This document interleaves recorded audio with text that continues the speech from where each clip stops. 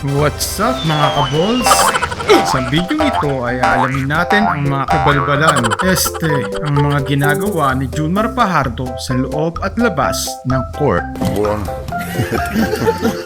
Bago pa man natin madiskubre ang kanyang mga kalokohan, ay naghasik na ito ng lagim sa FIBA OTQ 2024 matapos matalo sa Brazil. Tara't balikan ang mga pangyayaring naganap sa laban na ito. Hey yo, can I see the ball? Oh, you cannot get my ball balls. It's mine. Kala ko nakakaisa eh. O diba? Hindi lang pang lokal ang talent nitong si paring Junjun, pwede rin siya makipagsabayan sa mga International Prankster Association of the World. At speaking of local, ay lalayo pa ba naman tayo? Panoorin naman natin siya magasik na nag-game sa PBA court at mag-umpisa tayo kay Calvin Abueva. Warning tonight, ha? Walang warning for disrespecting an official. Time MVP.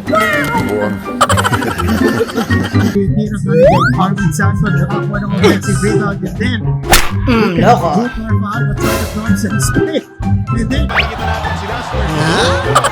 Anong sabi ng kapwa estatwa sa kapwa estatwa? Na? Statue? At hindi lang yan ang kayang gawin ni Junmar Fajardo. Pwede rin siyang maipagsabayan sa mga veterans ng PBA tulad na lang itong si Thunders.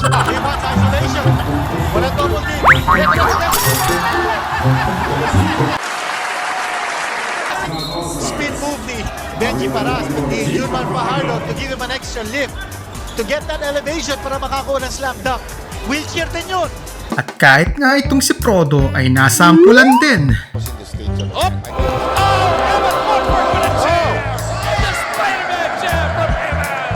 Paano nga lang bababa? Technical. Nang-assista si Abay, nang laglag nga lang, hindi tinulungan. Mga kabols, kung nagustuhan nyo ang video ito ay pakihit naman ng like and subscribe button dahil sa channel na ito ay hindi ako nagbebenta ng sabon o nanghihingi ng GCash donation.